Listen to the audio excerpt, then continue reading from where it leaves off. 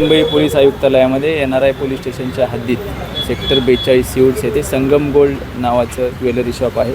त्या ठिकाणी सकाळी 11:15च्या सुमारास 3 व्यक्ती दुकानामध्ये आल्या होत्या आणि दुकानामध्ये मालक स्वतः होते, एकटेच होते. त्यांनी वेपन दाखवून धमकावलेलं आहे आणि त्या ठिकाणावरचे असलेले सोन्याचे दागिने त्यांनी चोरी करून पळून गेलेले आहे. त्या संदर्भात गुन्हा दाखल करण्याची प्रक्रिया चालू आहे. या झोनच्या सर्व DB टीम तसेच क्राईम ब्रांच या गुन्ह्याचा तपास करत आहे. किती मुद्देमाल असेल? मुद्देमाल अजून मोजण्याचं काम चालू आहे.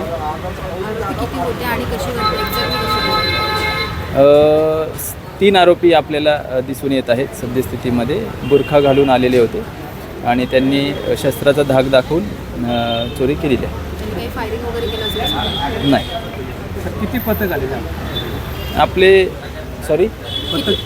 आपले झोनमधील जवळपास 4 DBच्या टीम आहेत आणि क्राईम ब्रांचचे 4 युनिटच्या 4 टीम आहेत.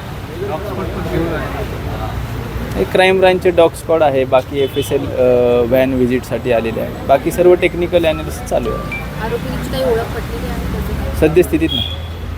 थोडंसं